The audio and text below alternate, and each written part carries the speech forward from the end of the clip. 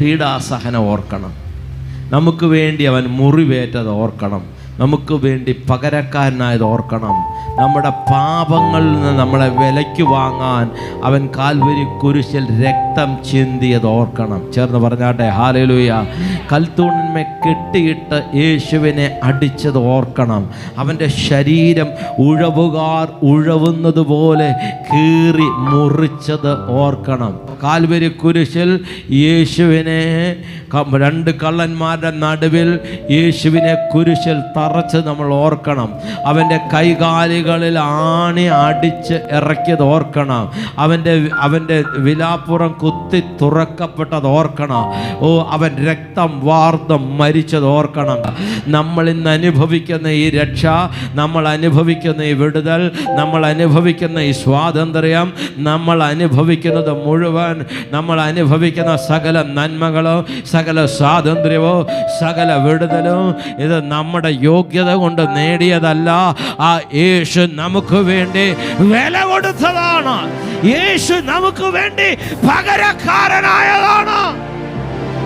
ദൈവവൈതലെ, നീ രക്ഷിക്കപ്പെടാൻ, നിന്റെ രക്ഷയ്ക്ക് വേണ്ടി, നിന്റെ പാപത്തിന്റെ പരിഹാരത്തിന് വേണ്ടി നീ പാപം ഏറ്റു പറയുമ്പോൾ ആ പാപം ക്ഷമിക്കുന്നത് എന്താണെന്നറിയാവോ? അവൻ നിനക്ക് വേണ്ടി മുറിവേറ്റത് കൊണ്ട്, അവൻ നിനക്ക് വേണ്ടി രക്തം ചിന്തിയത് കൊണ്ട്, അവൻ നിന്റെ പാപത്തിന്റെ ശമ്പളമായ മരണത്തിൽ നിന്ന് തൻ്റെ ജീവൻ കൊടുത്തു നമ്മളെ വിലയ്ക്ക് വാങ്ങിയത് കൊണ്ട് ഇന്ന് നമ്മൾ അനുഭവിക്കുന്ന വിടുതല് നമ്മുടെ യോഗ്യത കൊണ്ടോ നമ്മുടെ പ്രാർത്ഥന കൊണ്ടോ ഒന്നുമല്ല പ്രിയമുള്ളവരെ. നമ്മൾ പ്രാർത്ഥിക്കുന്നുണ്ട് ശരിയാ, പക്ഷെ അതുകൊണ്ടൊന്നുമല്ല.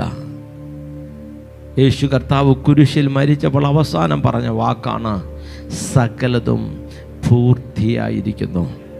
It is finished.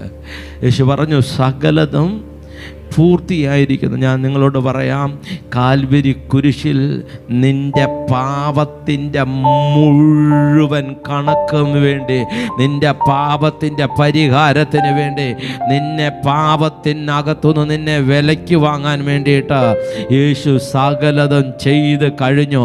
അതിന് വേണ്ട മുഴുവൻ ബില്ലും പേ ചെയ്ത് കഴിഞ്ഞു. അതിന് വേണ്ട പേയ്മെൻറ്റ് മുഴുവൻ തൻ്റെ രക്തം കൊടുത്തു. തൻ്റെ രക്തത്താൽ അവൻ നിന്റെ പാപത്തിൻ്റെ കറയെ കഴുകി.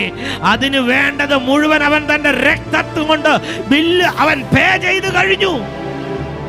നിന്റെ സൗഖ്യത്തിന് വേണ്ടത് മുഴുവൻ തൻ്റെ ശരീരത്തിൽ മുറിവേറ്റ് അടിപ്പിണരേറ്റ മുറിവേറ്റ് യേശു പറഞ്ഞു, എൻ്റെ ശരീരം, യേശുവിൻ്റെ ശരീരത്തെ വേദപുസ്തകം പറഞ്ഞു